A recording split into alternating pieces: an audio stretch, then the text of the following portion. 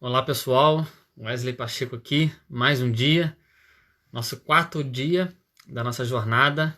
Estamos mais uma vez com a expectativa lá em cima. Enquanto o pessoal vai entrando aí, eu quero louvar a Deus pela sua vida, você que tem nos acompanhado durante esses dias, tem sido um tempo precioso. Temos recebido diversos testemunhos de que vidas têm sido edificadas, vidas têm aprofundado o seu conhecimento em relação a Jesus, em relação ao nosso Senhor. Então, pessoal, hoje nós vamos trabalhar com um tema fantástico. Já vou fixar ele aqui. O rei está voltando.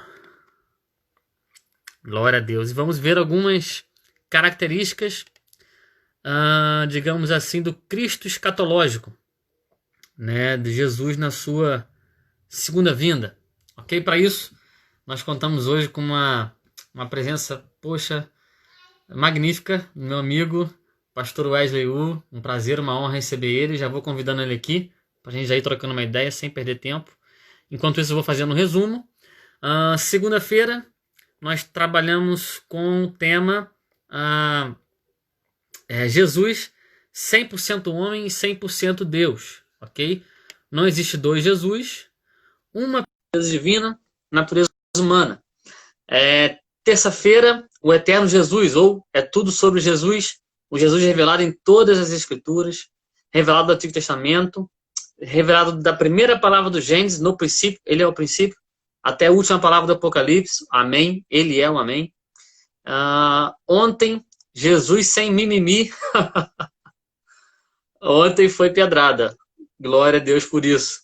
Jesus sem mimimi foi bênção com o Fernando, segunda o Ingrid, terça presbítero Antônio e ontem presbítero Fernando.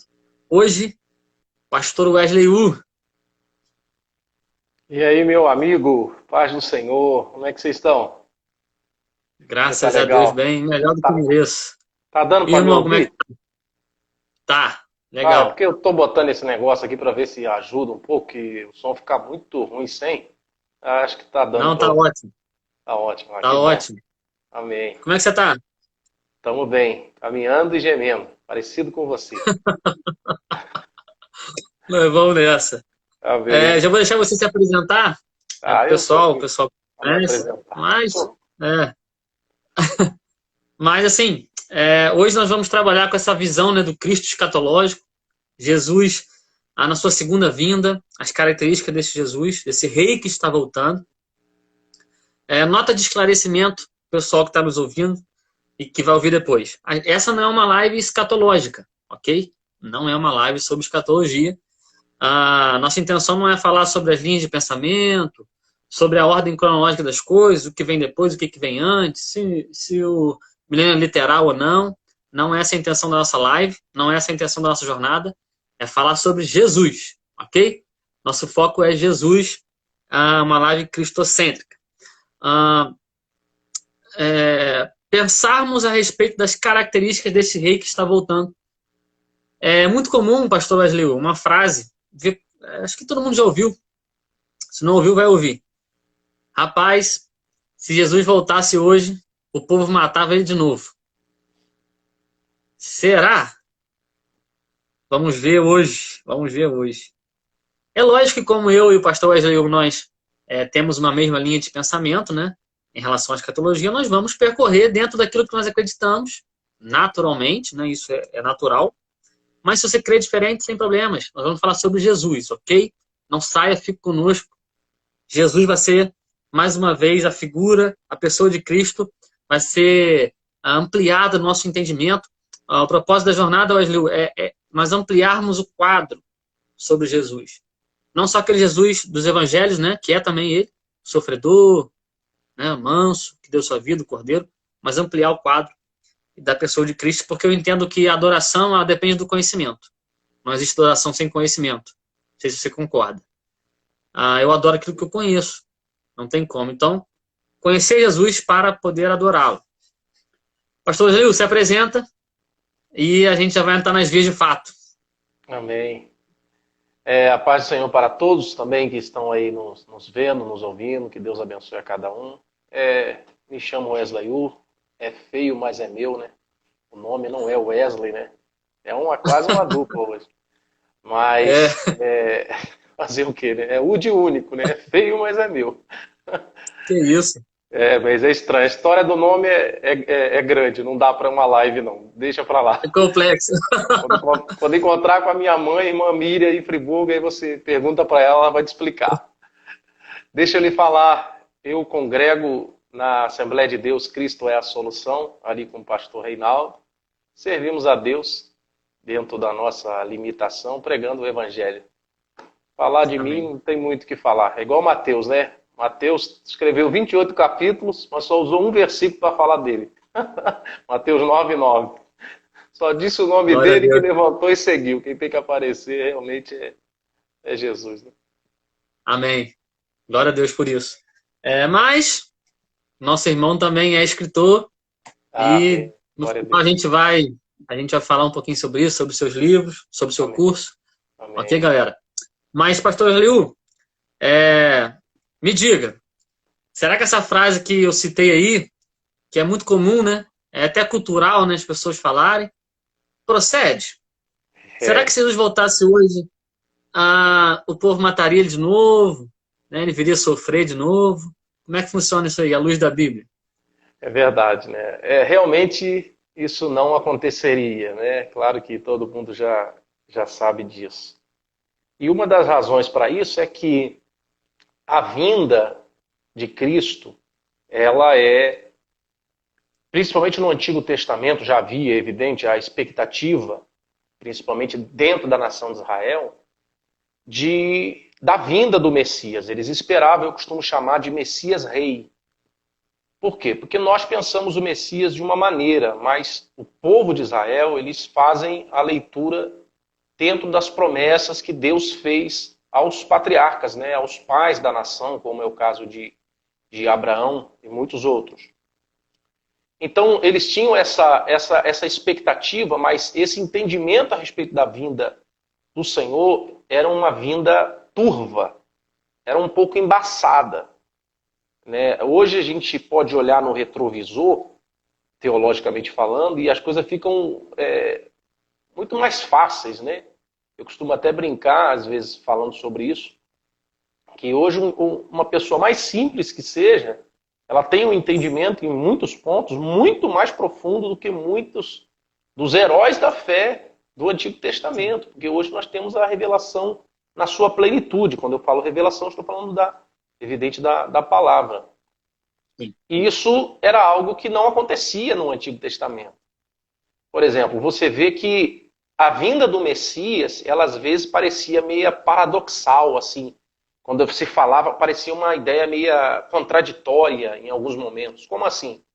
Quando você lê Isaías, capítulo 53, verso 7, você vê que Jesus é ali representado, tipificado na figura de um cordeiro. Sim. Mas quando você vê em Gênesis 49, verso de número 10, é uma profecia escatológica ali, fala e mostra que ele apareceria como um leão. Então você vê que parecia um contraste. Uma coisa interessante no entendimento dos santos do Antigo Testamento, dos crentes que viveram desde Adão até Cristo, Ok. eles não tinham o entendimento de que Cristo iria vir ao mundo duas vezes. Isso é uma coisa muito importante para se entender. Eles não tinham esse entendimento, eles não entendiam que o caráter, claro que a gente está falando de uma maneira, isso é muito mais profundo do que a gente fala aqui, né? Não Não, só pela sim. nossa, Resumido, né? não só pela nossa limitação de conhecimento, como também pela limitação do próprio tempo. Mas Sim. você vê que o caráter da primeira vinda era um caráter ligado a sofrimento. Mas o caráter da segunda vinda, isso nós sabemos, é um caráter ligado à glória. E eu vou até pedir para você, o Sim. Wesley, para a gente fazer aquele troca de ajuda aqui. 1 Pedro 1. Lê para mim, 1 Wesley, Pedro 1. por favor. 1 Pedro, 1 de Pedro, capítulo 1, Lê o Sim. versículo de número 10 e o verso de número 11. Eu estou falando sobre essa falta de percepção dos crentes do Antigo Testamento a respeito das duas vindas. Eles não conseguiam Ok. ter esse entendimento. 1 Pedro 1, 10 e 11. Lê para mim. Da qual salvação inquiriram e trataram diligentemente os profetas que profetizaram da graça que vos foi dada, indagando que tempo ou que ocasião de tempo o Espírito de Cristo, que estava neles, Interessante isso aí, né? indicava. Ô, Ed, rapidinho. Interessante isso aí, né? Você vê que é uma referência ao Espírito Santo. Mas os É verdade. profetas, e aqui Pedro ele fala o Espírito de Cristo, que é um dos nomes também do próprio Espírito Santo. Pode seguir, perdão. Sim. Espírito Indicava de... anteriormente, testificando os sofrimentos que a Cristo haviam de vir e a glória que se lhes havia de seguir. Você vê que eles profetizavam duas coisas, mas o texto mostra aqui no verso 11 que eles profetizavam como se fosse uma coisa só. Eles Sim. profetizavam como se fosse uma coisa só. Eu acho também interessante, um texto só para provar isso ainda mais, Vamos? Vamos. Malaquias, capítulo 3. Sim. Malaquias 3, veja só o versículo 1. Eu vou ler agora. Eis que eu envio o meu anjo. A maioria parece concordar que esse anjo aqui é um mensageiro, está falando de João Batista, que Ok. preparará o caminho diante de mim. E de repente virá ao seu templo, não é ao seu tempo, mas é ao seu templo, o Senhor, a quem vós buscais, o anjo do concerto, a quem vós desejais. E eis que vem, diz o Senhor dos Exércitos. Você vê que isso aqui, no versículo 1, está claro que é um cumprimento da sua primeira vinda. Mas olha só o Ok. versículo 2. Olha o verso 2. Mas quem suportará o dia da sua vinda? E quem subsistirá quando ele aparecer? Porque ele será como fogo do ouvires e como sabão dos lavandeiros. E eu não vou falar aqui, mas você vê claramente os versos seguintes, né? Que já não é falando, como diz o verso primeiro, da primeira vinda. Sim. Se tiver qualquer comentário, você fica à vontade aí, Wesley. Então, Não, perfeito. então você vê que essa distinção, ela era profetizada, mas eles não entendiam. E eu vou mostrar claramente como eles não entendiam, usando um profeta do Novo Testamento. Porque se Ok. nós formos falar do profeta do Antigo Testamento, são muitos, mas apenas um. Vamos em Mateus, por favor, capítulo 11. Mateus 11. Perdão. João, Evangelho de Jesus segundo João, capítulo 1. Capítulo 1, versículo de número 29. Lê para mim, Wesley, por favor. No dia seguinte, João viu a Jesus, que vinha para ele e disse: Eis o Cordeiro de Deus, que tira o pecado do mundo. Você vê que ele tem dúvida aí? Evidente que não. Ele diz, esse é o Cordeiro de Deus. Veja no versículo 35. 35 e 36. No dia seguinte, João estava outra vez ali, na companhia de dois de seus discípulos. E vendo passar Jesus, disse: Eis aqui o Cordeiro de Deus. Não há dúvida. Olha o capítulo 3. No 3, o versículo 28. 3, deixa eu ver. Isso, 3, 28. Vós mesmos me sois testemunhas de que disse: Eu não sou o Cristo, mas sou enviado adiante dele. Você vê que ele não tem dúvida de que Jesus é o Messias. Eu fui enviado diante dele, ele é o Cordeiro de Deus. Ele tem convicção. Mas olha o que está em Mateus 11. Versículo de número 1. Essa eu vou ler. Mateus 11, verso 1. E aconteceu que, acabando Jesus de dar instruções aos seus discípulos, aos seus 12 discípulos, partiu dali a ensinar e a pregar nas cidades deles. E João Batista, ouvindo no cárcere falar dos feitos de Cristo, abra um parênteses para dizer aqui que Jesus, né, a voz dele chega Até os feitos dele chegam até no cárcere, né? Glória a Deus. Veja, ouvindo no cárcere falar dos feitos de Cristo, enviou 2 dos seus discípulos. Sei que esses homens ainda estavam seguindo João Batista, ele já tinha dito, né, que Jesus era... Mas vamos pular. E a dizer-lhe, olha o que ele mandou perguntar. És tu aquele que havia de vir? Ou esperamos outro? Você vê que João Batista, nós sabemos, é o último dos profetas do Antigo Testamento.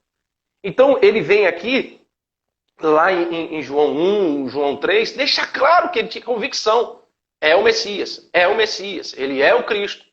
Mas passou um tempo, ele vai para a prisão e ele começa a ver Jesus, ou saber de Jesus, que ele está tomando um caminho um pouco diferente.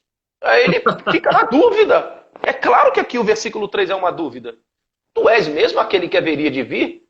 Por quê? Porque na concepção do judeu, a gente precisava de tempo para falar disso, o porquê disso. Mas na concepção do judeu, a vinda do Messias ia ser uma só. Ele viria e iria estabelecer o reino que foi prometido a Abraão, né? A Davi e aos patriarcas. Então, quando ele vê que Jesus parece que está tomando um outro caminho e tem algumas coisas acontecendo com o próprio João Batista, ele está ali preso e tudo indica que ele já tinha a ciência de que poderia morrer. Então ele começa a ver, se é mesmo aquele que haveria de vir, eu preguei, como é que vai ficar esse negócio aí? O senhor não vai fazer nada? Mas eu acho interessante que ele disse, não importa que eu cresça e que ele cresça e que eu diminua. Então, cumpriu-se o desejo dele, né? Cumpriu-se o desejo dele. Né? Então você vê interessante, pastor. Pode falar, dá vontade. Interessante que isso é tão profundo. Eu falo rápido, mas não é porque eu não quero que não fale, não. Pode falar. Então, isso é tão profundo neles, nos judeus, né? Que os próprios discípulos de Jesus, depois da ressurreição, em Atos 1, indagam Jesus, né? Não, mas quando é que você vai estabelecer o reino? Eles ainda não tinham entendido. Depois da morte, depois da ressurreição, eles estão com isso na cabeça. Porque a revelação dos profetas, né, como você disse, no Antigo Testamento era tudo muito misturado, né? Verdade. Ao mesmo tempo que está falando da primeira vinda, está falando da segunda, às vezes no mesmo versículo. Deus trabalha de maneira progressiva na revelação. Isso. E uma coisa, Wesley, interessante, então, que isso é um fato que eu creio que a gente pode chegar nesse consenso. Eles acreditavam que a vinda do Messias seria uma só vez. De uma só vez. Sim. Mas aí é interessante, mesmo porque se eles aceitassem o Messias, isso é curioso, realmente não haveria razão para haver uma outra vinda. Interessante.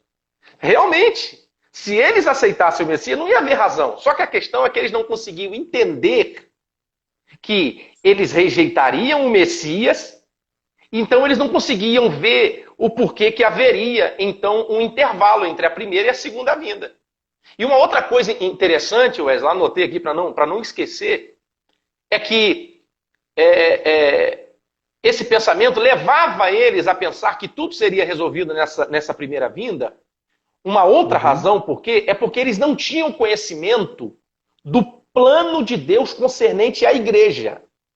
Por quê? Porque quando você lê Efésios 2, Colossenses também, Efésios 3, Efésios 5, Colossenses 1, você vai ver que a igreja é um mistério no Antigo Testamento. Então eles não sabiam que entre a primeira vinda e entre a segunda vinda, que ainda haverá, futura, o Messias ia edificar a sua igreja. Então, assim, eu penso que o fato de que eles pensavam e criam que tudo seria resolvido em uma vinda só, se dá também porque a verdade da igreja não podia, isso eu aprendi tem pouco tempo, não podia ser revelada para Israel antes. Por quê? Porque para o mistério da igreja ser revelado, primeiro Israel precisava rejeitar. Não é que o Messias queria isso, mas ele, na sua presciência, ele já sabia que isso ia acontecer, então ele já tinha algo, na verdade, que precisava acontecer. Eles precisavam rejeitar para que uma porta para o reino, pudesse se abrir para os gentios. Porque você, nós não somos fisicamente descendência de Abraão. Só que tem uma curiosidade, né, em Abraão, que Abraão não é só um pai físico de uma nação. Não, né? Aleluia. ele também tem uma descendência espiritual. E sabe o que A eu acho? promessa de Deus para ele, né? A promessa de Deus foi uma descendência como as estrelas. Fala dessa igreja, Exatamente. né, espiritual, e como as areias do mar, que é da terra, né? A descendência física. Você vê que isso aí também lembra o próprio José, né? Mas não vamos falar de José não, porque José teve 2 sonhos. Ele sonhou primeiro com o campo, né? Com os milhos ali, o milharal, e depois ele sonhou com as estrelas. E isso aí é muito curioso. E é uma tipificação também de Jesus Cristo. Então, você vê que a verdade da igreja não podia ser revelada para eles antes. Eles não podiam mesmo entender que ia ter o intervalo. Por quê? Porque a igreja, porque eles eram os que tinham as promessas, o filho de Abraão, fisicamente falando, os filhos de Davi. E é interessante que por isso que os líderes de Israel, eles só deram um forte, ou melhor, os líderes da nação de Israel, eles deram um forte indício de que rejeitariam o Messias em Mateus capítulo 12. Quando Jesus começa a operar muitos sinais, muitos milagres, e eles começam a dizer, isso aí é pelo poder de Beelzebu. Você imagina? Os líderes representando a nação dizem, isso aí é demônio. Aí eles começam a dar um indício no capítulo 12, e é muito lindo a Bíblia. No capítulo 12, eles vão dando indícios de que rejeitariam o Messias, futuramente, no caso, um pouco mais à frente, crucificando, mas ali já dizem, e está expulsando por demônio. Só que interessante que Jesus não fala de igreja até ali. Mas já que eles falaram e já deixaram indício, entendeu? Que rejeitariam, no capítulo 12, quando chega no capítulo 16, ele quer saber de uma coisa? Eu vou edificar a minha igreja. Então isso aí era uma... Eu fico imaginando, Wesley, os discípulos ouvindo esse negócio. Igreja? O que o senhor está falando? São coisas que Jesus falou com eles que só foram fazer um sentido depois da ressurreição e depois que o Espírito Santo veio, na verdade, sobre eles. Então, eu penso que uma das razões do porquê existiam essas predições já no Antigo Testamento é porque Deus, na sua presciência, realmente sabia que ele seria rejeitado e crucificado. Ele inspirou os escritores para que eles escrevessem do segundo advento, da segunda vinda, sem não entenderem. É interessante isso, parece uma coisa contraditória. Não? Mas existem coisas que as pessoas escreviam, inspiradas pelo Espírito, mas elas não entendiam de maneira plena. Isso acontece até conosco hoje. Então, você vê que, mesmo sem eles não entenderem, Deus vai revelar a eles as 2 vindas. Eles estão pensando que é uma só, porque eles não sabem que eles mesmos vão rejeitar. Eles não têm esse entendimento. Então depois eles vão descobrir que Deus, quando eles rejeitaram, quem sabe alguém pode ter pensado, e agora? Não, mas Deus já tinha um plano, diz Apocalipse 13, né? Versículo 8, antes da fundação do mundo. Então, assim, não tem como você pegar ele de surpresa, né? Não tem como você pegar Deus de surpresa. Ele sempre tem uma carta na manga, né? Na manga. O plano eterno, né? Uma coisa maravilhosa. Então, e tudo isso, assim, eu creio, Wesley, que mostra que é muito importante a gente entender que há uma distinção muito grande com respeito ao caráter da primeira vinda, né? E o caráter da segunda vinda. E isso já vai mostrar a diferença, e eu estou chegando aonde nós, de fato, é o coração da nossa live, isso já vai mostrar a diferença dessa forma da vinda de Jesus Cristo, tanto da primeira quanto da segunda. E aí eu queria entrar e ver com você, com os irmãos, alguns contrastes, né, entre essa primeira vinda e essa segunda vinda. Por exemplo, lê comigo, Wesley, por favor, Filipenses 2, conhecidíssimo. Estou falando muito rápido, não, Wesley? Misericórdia. Tá ótimo, meu pastor, que isso? Tá ótimo. Filipenses 2. Filipenses 2. Pessoal, você que está aí acompanhando, se não der tempo de abrir, anota, mas não perde. Filipenses 2. Versículo de número 5 a 8. Lê para mim, Wesley, por favor. De sorte que haja em vós o mesmo sentimento que houve também em Cristo Jesus, que, sendo em forma de Deus, não teve por usurpação ser igual a Deus, mas aniquilou-se a si mesmo, tomando a forma de servo, fazendo semelhante aos homens, e achando na forma de homem, humilhou-se a si mesmo, sendo obediente até a morte e morte de cruz.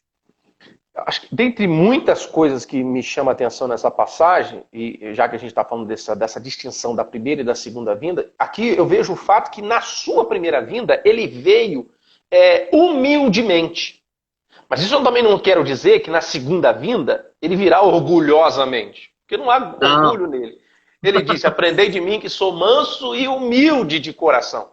Sim. Mas quando eu falo desse sentido de ser humilde, a humildade aqui, né, é o que nós sabemos de Filipenses. Ele se esvaziou, né, na sua primeira vinda. Eu fico imaginando o Deus, o Wesley, criador de todas as coisas, atemporal, né? Porque alguém diz que ele está acima do universo, porque o universo, alguém diz, o universo é infinito.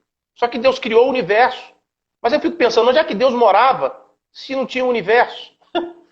A nossa mente dá um nó, porque não dá para entender, é muito grande. Aí esse Deus que chama as estrelas pelo nome, diminuiu e entrou lá dentro do ventre de Maria. Aleluia. É muito maravilhoso. Então ele veio na sua primeira vinda com essa humildade. Mas olha Lucas 21, a segunda. Vamos lá, vamos correr um pouquinho, senão a gente acaba não falando tudo que a gente quer falar. Vamos lá. Vai me ajudando na hora aí, porque eu estou perdido aqui no relógio. Não tenho relógio aqui. O relógio Estamos na exata metade. Então vamos embora. Lucas 21, versículo 27. 21, 27. 21, 27 de Lucas. Pode ler. Pode ler? Então, verão vir o Filho do Homem numa nuvem, com poder e grande glória. Você vê a distinção, né? A primeira, lá embaixo. Se esvaziou da glória. Agora, na segunda, sabe? Com poder e grande glória. Não é que ele não tinha uma coisa na primeira. Ele tinha. Mas ele se resguardava. Meu reino não é deste mundo. Alguém dizia, faz alguma coisa aí para mostrar. Ele não fazia. Ele só fazia se tinha necessidade. Hoje em dia, né? A gente vê a gente fazendo milagre. Vem ver o milagre aqui. Filma aqui. Olha aqui. E Jesus, que é Jesus, né? Não conta para ninguém, não. Eu sei que tem um propósito também no contexto, né? Mas Jesus fazia um negócio e falava, não conta para ninguém, não. Hoje a gente só falta ligar pro irmão e pedir, conta lá, diz que fui eu que orei. Então, assim, só Deus, né? Então, e uma outra coisa que eu aprendo aqui é que realmente o caminho da glória, ele é, de fato, percorrido primeiro pelo caminho da humilhação. Isso é uma lição também para a nossa vida. Entendeu? Até então, nisso. quando Deus ele trabalha, sabe, de alguma maneira, quando alguém nos pisa, quando alguém nos humilha.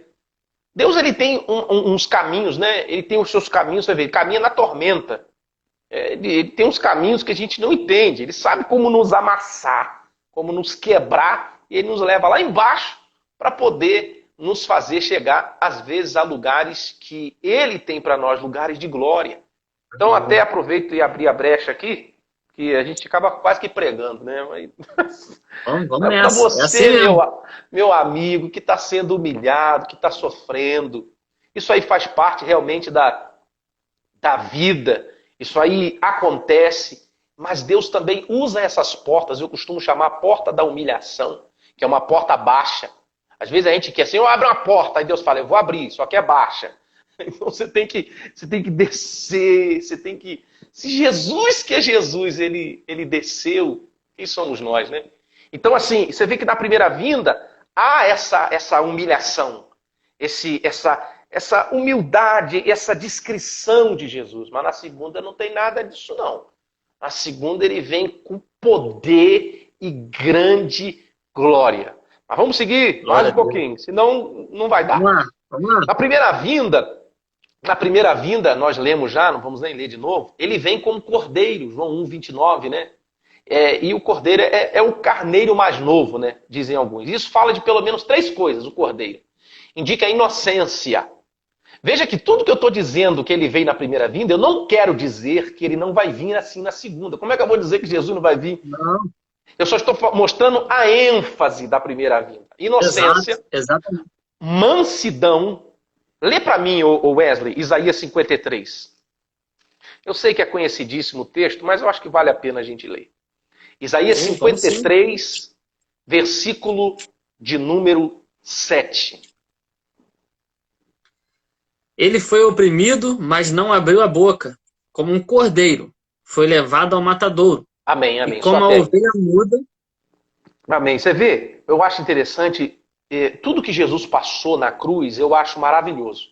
Mas para mim, sempre tem algum ponto que a gente, cada um tem uma sensibilidade, né? Aquele ponto te toca mais. Para mim, o ponto que mais me toca em tudo que Jesus passou como cordeiro, sacrificado, sofrendo, sendo imolado na cruz, para mim, foi a capacidade que Jesus teve de passar por tudo isso calado. Para mim, isso é o mais extraordinário. Porque as pessoas diziam, mostra, tu não curou, tu não fez isso, revela o teu poder. A Bíblia diz em Mateus 27 que Pilatos ele ficou maravilhado. Porque acusavam Jesus e Jesus ficava calado. Irmão, sofrer, todo mundo sofre. Todo mundo sofre. Agora, sofrer sendo justo e calado, meu Jesus, só ele. E a Bíblia diz em Pedro que ele não abriu a sua boca. Calado, ficou quieto. Você imagina quantos argumentos? Às vezes a gente pensa isso, né? Às vezes alguém fala alguma coisa conosco, a gente não gosta, e a gente pensa assim, eu podia falar isso, eu tenho tantos argumentos. Mas aí o Espírito Santo vem para você e fala, fica calado, rapaz. Aleluia! Você vê que até na distinção da primeira e da segunda vinda, a gente vê que são lições, né? Para mim, para você, são lições para nós. Mas na segunda vinda, e na primeira vinda ainda falando de cordeiro, indica uma substituição, né? Como diz lá em Gênesis 22, quando aquele cabrito, aquele carneiro apareceu e substituiu Isaac. Mas na primeira vinda, cordeiro. Mas olha na segunda, Apocalipse 5:5. Ô Ed, não te deixo nem falar, né? Misericórdia. Não, mas é isso mesmo. Hoje não dá pra falar não, só ouvir. Ajuda, vamos rapaz. Vamos lá. Veja, Apocalipse 5:5. Lê para mim, Wesley, por favor. E disse-me um dos anciãos, não chores, eis aqui o leão da tribo de Judá, a raiz de Davi, que venceu para abrir o livro e desatar os seus 7 selos. Leão. Cordeiro e leão. Mas é curioso que você vai ver, e eu volto a repetir, em Apocalipse, ele também aparece como cordeiro. Exato. Não quer dizer que ele deixou de ser. Só que o aparecimento dele como cordeiro, a ênfase é como leão. E uma outra coisa, ele aparece também como cordeiro e leão em Apocalipse para mostrar que ele é o mesmo. Exato. Aleluia. Não perdeu essa... Muda. Ele é o mesmo ontem, hoje, para sempre. E o que eu acho interessante é que Leão fala de algumas coisas. Fala de força. Força. Sim. Força manifestada, força visível. Está em Provérbios, não precisa ler não, mas só para destacar. Está em Provérbios 30, versículo 30. Indica força. E Leão também indica juízo. Indica juízo. Oséias, capítulo 13. Essa daí eu vou ler rapidinho. Oséias capítulo 13. Leão indica juízo. Oséias capítulo 13. Versículo de número 5. Eu te conheci, Deus está falando com a nação de Israel, o contexto é muito grande. Eu te conheci no deserto, em terra muito seca. Deus é especialista, né, em formar grandes coisas no deserto, né? Você vê, eu te conheci no deserto, em terra muito seca, muito seca. Depois do deserto, eles se fartaram em proporção do seu pasto, estando fartos, ensoberbeceu-se o seu coração. Por isso se esqueceram de mim. Soberba é uma praga, né? A soberba faz a gente se esquecer de Deus. Olha, serei, pois, para eles, para Israel, como leão. Eu vou pular aqui, é muita coisa, mas olha o versículo 8. Com o urso que tem perdido seus filhos, os encontrarei. Lhes romperei as teias do seu coração. Ali os devorarei. Olha a figura do leão, lá de Apocalipse. Ali os devorarei como leão. As feras do campo os despedaçarão. Veja que é para Israel. Abra até um parênteses para dizer que está claro aqui que é para Israel, não é para a igreja. Olha o verso 9. Sim. Para a tua perda, ó Israel, te rebelaste contra mim, contra o teu ajudador. Quero destacar um versículo. Olha o versículo 13. Olha que interessante isso aqui, é curioso demais, hein? Dores de mulher de parto lhe virão. Você está vendo aqui que o texto está mostrando que essas dores é para Israel. Mas vamos pular essa parte aí, vamos deixar isso para lá. Então No final de fala, no final. Então você vê que a ênfase profética sobre Israel no período, e aqui é um contexto imediato também, mas tem um contexto escatológico, Oséias 13. Esse contexto aqui é um contexto profético, e a ênfase profética aqui é sobre a nação de Israel na grande tribulação. Então veja que não é só a sua segunda vinda no fato dele vir lá no Monte das Oliveiras, não. Durante a grande tribulação, ele já vai estar tratando como leão. Ele vai devorar, a Bíblia diz, devorar. Então, leão fala de força, leão fala de juízo, leão fala de liderança, Gênesis 49, 10. Leão fala de domínio. Mas alguém deve estar talvez pensando assim, meu irmão, mas lá em 1 Pedro 5 diz que o diabo, eu não sei o que, leão.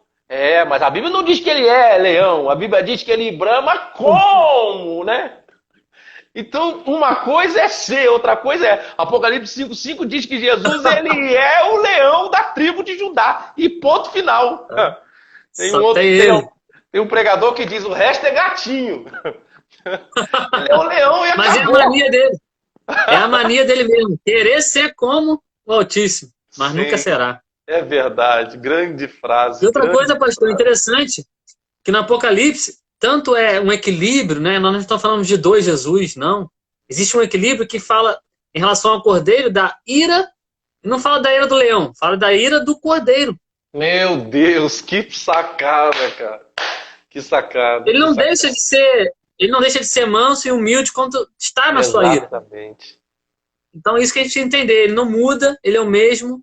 Verdade. Só que uma é a sua manifestação na primeira vinda e outra na segunda. Mas vamos lá.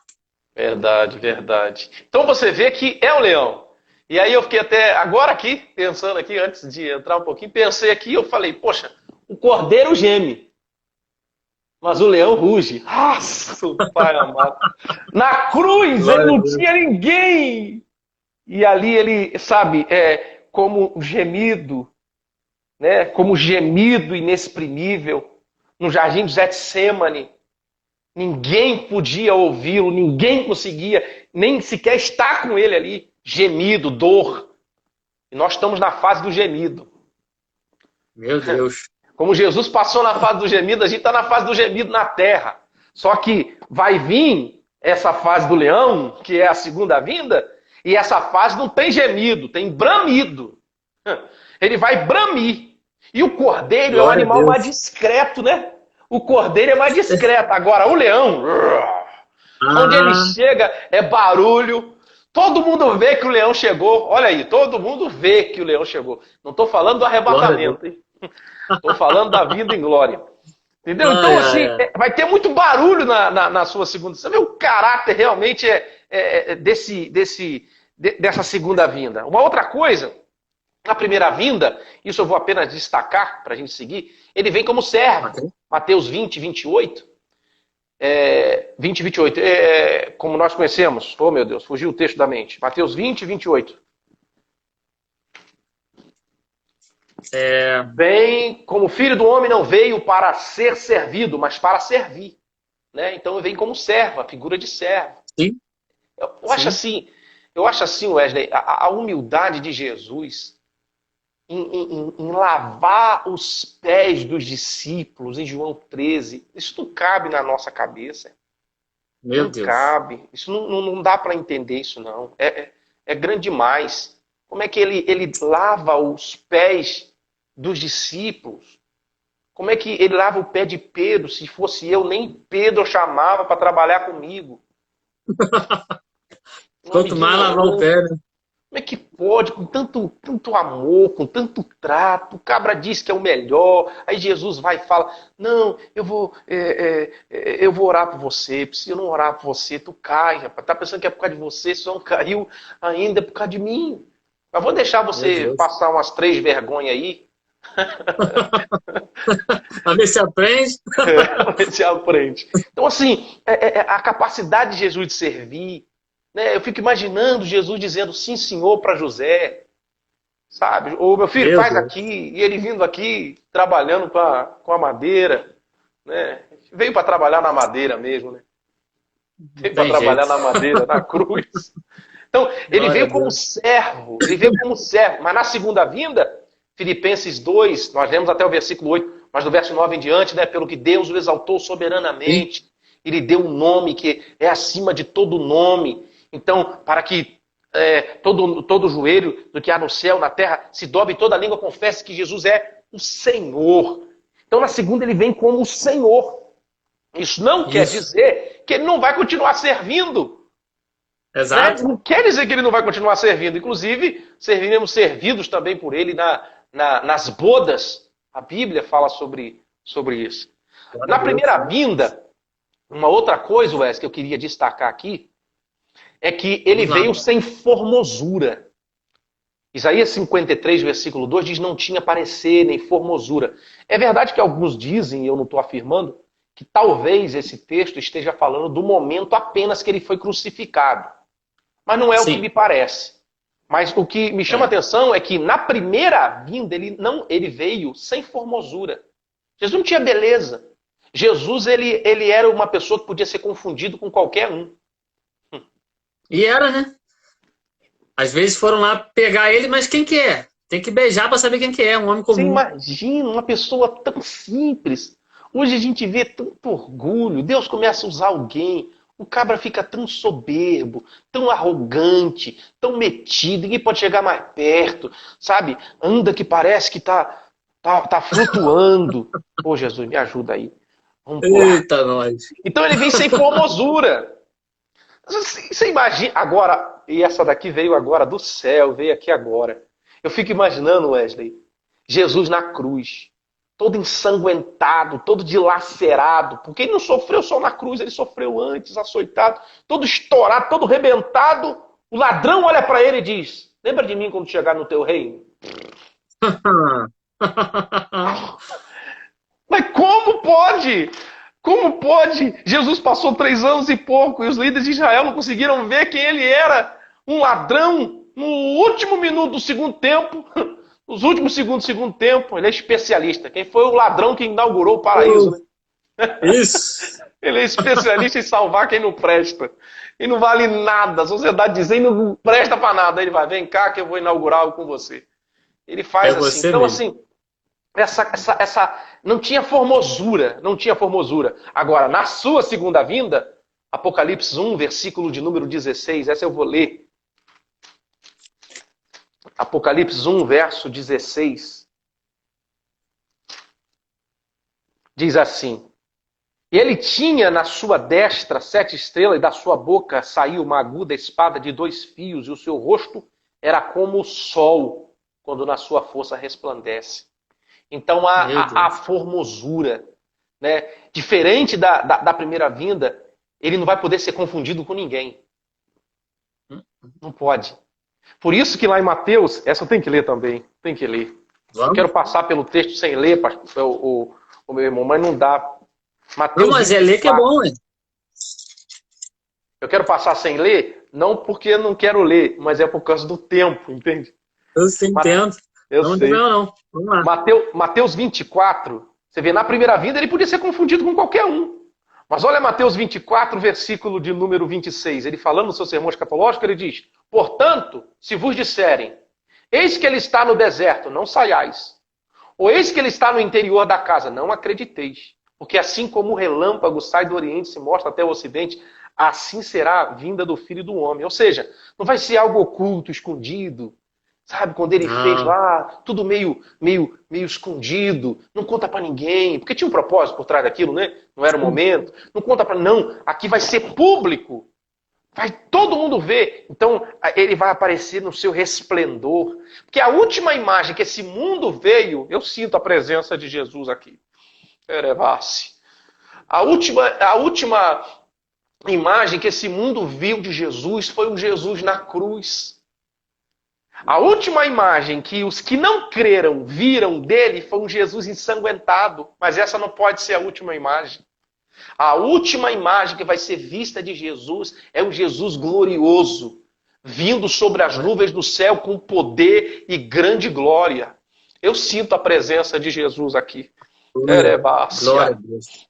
Então, você vê, Wesley, essa grandeza dessa distinção realmente da primeira e a segunda. Outra coisa, na primeira ele vem montado num jumentinho. Oh, É muito aleluia. humilde. É muito humilde, né? Era um jumento, mas era 0 quilômetro, né? Ele podia comprar, né? Eu acho engraçado que ele podia comprar, mas ele pegava emprestado, né? Tem coisa que ele não ia passar muito tempo, então ele pegava emprestado. É como o sepulcro.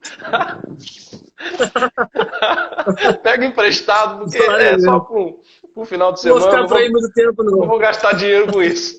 Coisa maravilhosa. Então, na primeira, jumentinho, fala de serviço, fardo, carregar. Agora, na segunda, Sim. Apocalipse 19, 11. Lê para nós, Eita, Wesley, lê para Jesus. nós. Eu estou E perdido vi o na céu hora. aberto. Não, vamos lá, falta um pouquinho. E vi o céu aberto. E eis um cavalo branco. Eita, hein? E Eita. o que estava sentado sobre ele chama-se Fiel e Verdadeiro. E antes ele veio ser julgado, né? Mas e agora? E julga. E E julga. peleja com justiça. Então você vê que agora ele vem montado num cavalo branco. E o cavalo fala de guerra na Bíblia. Simbologia do Sim. cavalo muitas vezes fala de guerra. Mas para nós pensarmos em parar. Na primeira vinda, ele foi coroado, Marcos 15, 17, com coroa de espinho. Coroa de espinho. E é interessante, você deve saber isso, né? Você deve saber, provavelmente, mas talvez alguém que está ouvindo não saiba. A Bíblia fala o momento em que aparecem os espinhos. Lá em Gênesis capítulo 3, verso 17 ao 18. É depois da queda, e espinho fala de dor. A Bíblia diz em Marcos 15 que eles colocaram, né? Eles fizeram, teceram uma coroa de espinho. E alguns estudiosos falando dessa coroa diz que tinha 15 centímetros, Jimmy Swaggart fala isso, 15 centímetros de espessura. E entrou, furou. E aquilo jorrou sangue atrás, na frente. Jesus ficou totalmente desfigurado. Não tinha como aquele homem, aquele ladrão da cruz olhar e falar, esse é rei. Lembra de mim quando chegar no teu reino. Mas como? Olha o homem, que rei é esse? Meu Jesus amado. Os sábios não entenderam, mas um ladrão, aos últimos minutos do segundo tempo, entendeu? Esse aí, ele é diferente, ele é rei. Ele tem alguma coisa diferente. Então, os espinhos perfuravam. Mas sabe o que é interessante? Eles pegaram e colocaram Jesus, sobre a cabeça de Jesus, os espinhos. Agora, lê para mim. Primeiro Crônicas. Primeiro Crônicas ou segundo Crônicas? Primeiro livro das Crônicas, primeiro livro. Primeiro Crônicas, capítulo 20. 20. Qual versículo? Versículo 1. 1 e 2. Aconteceu, pois, que, no decurso de um ano, no tempo em que os reis costumavam sair para a guerra, Joabe levou o exército e destruiu a terra dos filhos de Amon, e veio e cercou a Rabá, porém Davi ficou em Jerusalém, e Joabe feriu a Rabá e a destruiu. E Davi tirou da cabeça do... Rapidinho, Wesley. Ou seja, Sim, vamos lá. Davi teve vitória, mesmo ele não indo pessoalmente à guerra. Agora, olha o versículo 2.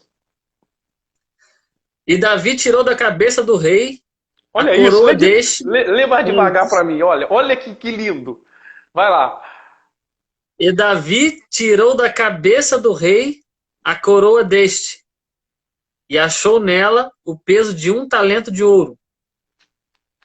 Pode ir, pode E ir. havia nela pedras preciosas, e Meu foi Deus. posta sobre a cabeça de Davi, e Você levou da entendeu? cidade um muito grande despojo.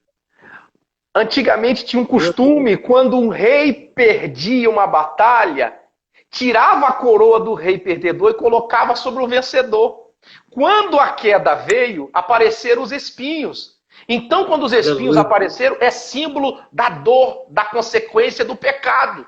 Jesus, então, Satanás se tornou como se o dono de tudo. É o reino de Sim. dor, de sofrimento. Então, os soldados estão brincando, como dizem na nossa linguagem de hoje, estão zoando. E bota aí, debocha aqui. Só que o negócio é que no reino dos céus ele levou a sério. Essa coroa aí que Oh, você tem, então passa essa coroa pra cá, rapaz. Porque o vencedor sempre fica com a coroa na cabeça. Eu costumo dizer, aleluia. eita maravilha. Eu costumo dizer, Ué, que Jesus não leva as coisas na brincadeira. A gente brinca, mas Jesus não brinca. Né? A gente, quando era criança, brincava de cultinho. Aí, às vezes, quando Jesus entrava no culto e batizava com o Espírito Santo. Ei, aí, A gente brinca, mas Jesus não brinca. Eles debocham, mas Jesus não é assim. Jesus é diferente. Pegou a coroa. Então, aí ele recebe aquela coroa. Era símbolo da sua vitória. O derrotado estava colocando a coroa na cabeça do vencedor, e é Jesus. Então, na primeira vinda, coroa de espinho. Mas a segunda vinda, Apocalipse 19, versículo de número 11. Não vou ler, o tempo não dá.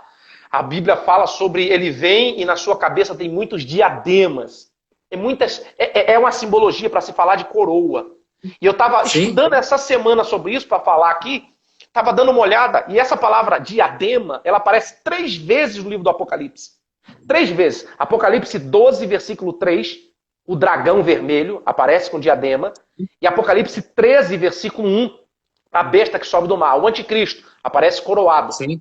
Mas em Apocalipse 19, olha, 12 e 13, dragão e besta. Mas em Apocalipse 19, lá no final, quem aparece coroado é Jesus. O último que Eita, aparece coroado é Jesus. Mas sabe o que eu acho glória a mais Deus. interessante nisso? Ô, meu pai, eu me alegro, rapaz, eu me alegro demais, me alegro fácil. Sabe o que, que Mas eu é acho? pentecostal. É, sabe o que eu acho mais interessante nisso, Wesley? É que tem uma promessa, algumas promessas para a igreja fiel, lá em Apocalipse 3:10. Uma promessa é: te guardarei da hora da tentação, Apocalipse 3:10.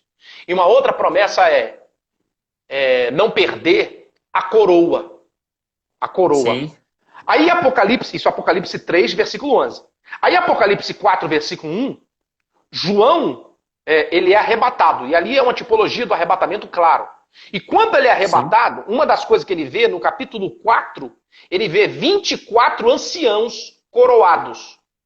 Esses 24 anciãos coroados, muitos estudiosos dizem que é uma representação da igreja. Veja bem, a igreja recebe a promessa de ser coroada no capítulo 3, versículo 11. Ela é arrebatada no capítulo 4. E aí já está coroada no capítulo de número 4, versículo 4, através dos 24 anciãos. Mas vamos seguir. Mas sabe o que eu acho lindo? Olha o que acontece no capítulo 4. Olha no versículo de número 9, Apocalipse 4. Como eu estou falando rápido. Misericórdia. Atrapalha o povo. Olha Apocalipse não, vamos 4. lá. Olha o versículo de número 9, vou ler.